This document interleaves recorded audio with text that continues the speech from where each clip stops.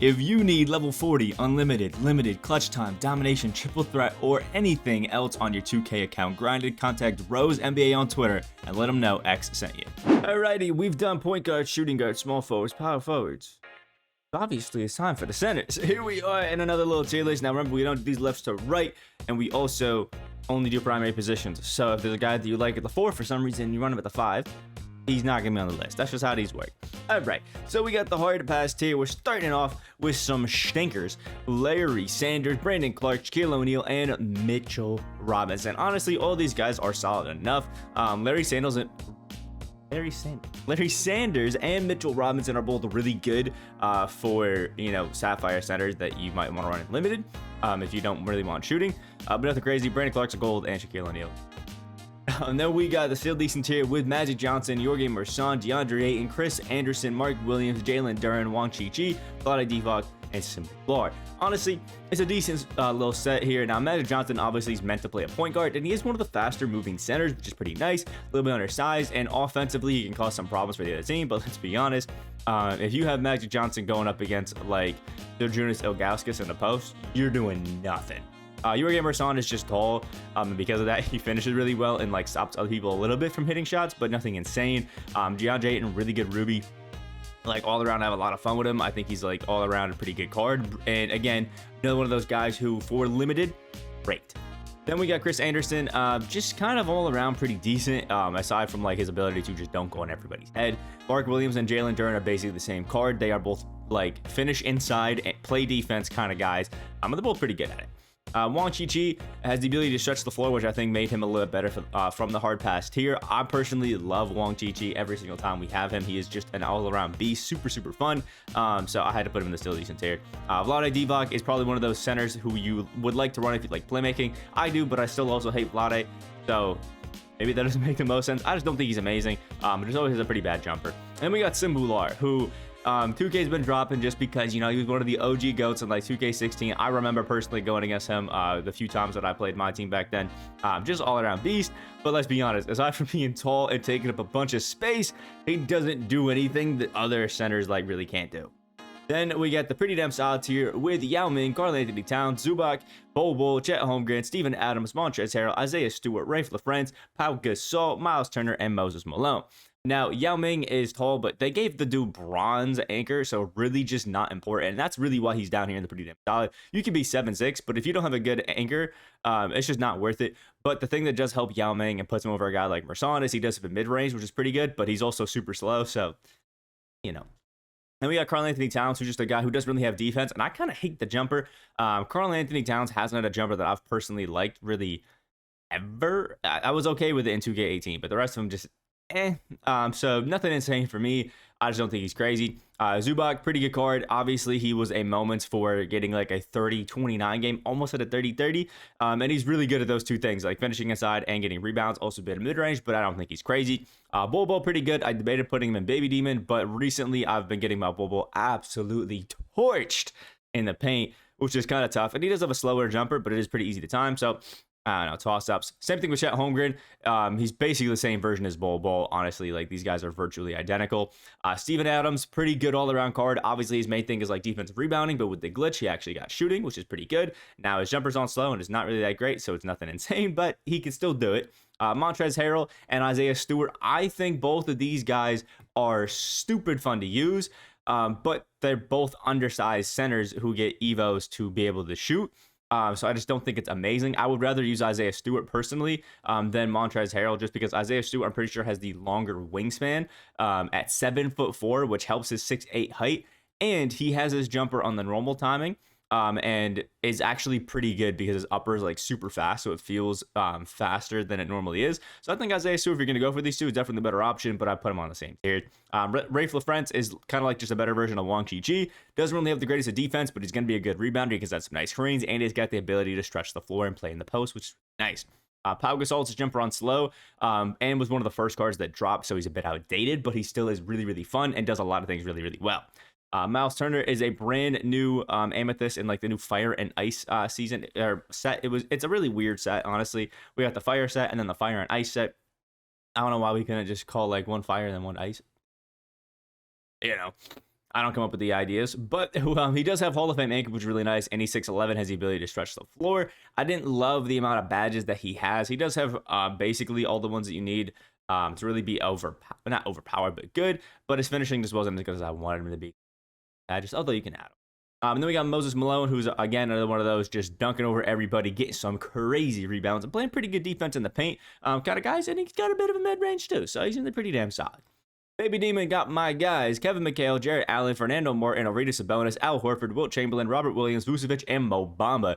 And I'm going to be honest, there's a few of these cards who I think you could argue being up in the Demons tier, but if I did that, it would be like 4 cards in the Baby Demon, and then like everybody's up in the Demon, everybody's in pretty damn solid. I just didn't like it, the look of it. So first, Kevin McHale, you can argue him being in the Demons tier. He is a really good center and a really good power forward. I think he's got that kind of versatility to play both. He's got really good perimeter defense as well, and a decent enough jumper to shoot, and I kind of like him.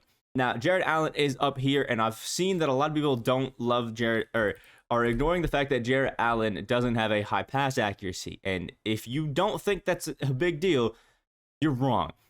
So you guys know they don't have bullet passer this year, so having a low pass accuracy kind of hurts it, because having a higher pass accuracy is a basically bullet passer. So the higher your pass accuracy, the faster your passes are, and obviously the more accurate they are. So him having a 25 is pretty tough, meaning you can't really pass out too much. Now, it's pretty easy to negate this by just only giving it to Jarrett Allen in situations where he's going to score.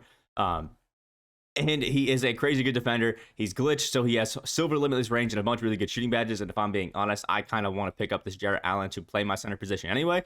So I'm overrating a little bit, but just keep that in mind.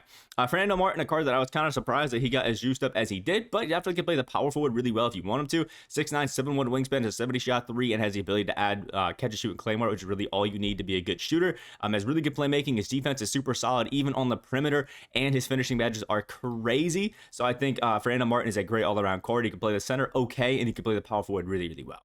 And then we got Arvydas Sabonis, who is just amazing. I love Arvydas Sabonis just because the guy's got that playmaking ability as a center, and I personally just love that. If I can give it to my center up at the top of the key, and he can just make accurate passes, use Hall of Fame dimer, and just do stuff like that, it's great. And the ability to still stretch the floor, shoot threes, and play the post, Arvydas is great. Then we got Al Horford, who I've debated actually putting in the Demons tier because he's juiced. 6'10", 7-foot wingspan. They give him Hall of Fame catch and shoot and gold limitless. He's got crazy good playmaking, Hall of Fame anchor, great all-around perimeter defense as well with gold clamps. His finishing is great. He's got a little bit of a low speed, but he's got a 90-shot 3. Only problem with Al Horford most of the time is his jumper, and I haven't fully used it yet to know if it's bad enough to keep him out of the Demons, or where to put him. So I put him in the middle of what he could be because his stats are crazy. Wilt Chamberlain, you know what he does. He blocks shots, he dunks the ball, and that's like the main things that he does. That's what Wilt Chamberlain does. Robert Williams is just like Montrezl Harrell and Isaiah Stewart, but I prefer him better personally. Literally, I just like him better. He's a little bit undersized, but I've used him and I really, really like him. Nikola Vucevic, kind of the same theme. They're giving a guy who, can shoot, but now can get defense. That's basically what they did with Vucevic. His finishing is still just kind of average, but he's an 87-shot 3. He's got good shooting badges, including silver limitless range. He can actually play make as well, which is really, really good, and has Hall of Fame anchored out, bronze clamps, things like that. So Vucevic actually really, really good. And then last but not least is going to be Bamba. And I'll be honest, this Bamba I'm debating putting up in it to the Demons tier. 7 foot with a 7'10" wingspan. You can't even begin to understand how crazy it is when you add Hall of Fame anchor into the equation. This guy is crazy. He only has silver rebound chaser. He does have gold catch and shoot, but I highly recommend, if you can, to boost his claymore up from silver to gold, because it really, really helps out. But all around, his badges aren't the most insane aside from his defense, but his stats are crazy, and the fact that he is 7 foot with a 7'10" wingspan is crazy, and it's a 65 pass accuracy, so he still can play make pretty well. Then we got the Demons tier, which has Kristaps Porzingis, who's probably the best center in the one of the best centers in the game right now, if you aren't someone who can afford the super high end pink diamonds, or you just don't have a centerpiece guy, because Porzingis is crazy. He can shoot the 3-ball. He's finishing inside crazy. His strength is high enough to pup other guys, other tall, skinny guys like Bol Bol, Chet Holmgren, and his rebounding and defense is pretty good, although he doesn't have the best stats for it. Kareem Abdul-Jabbar, the only thing that you need to do to make this Kareem Abdul-Jabbar crazy, boost up his 3-point shooting with a shoe, give him catch and shoot and claymore, and he now has the ability to shoot whenever the hell he wants, still play in the post, block everybody's shots, and rebound insane. He's crazy.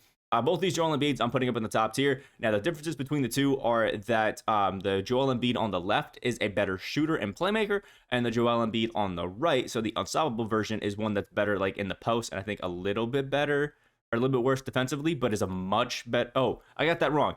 Better playmaker and defender, better shooter. That's the difference. There we go. Defender, playmaker, shooter. That's how it works. Okay, left side is a defender and playmaker, right side is a shooter.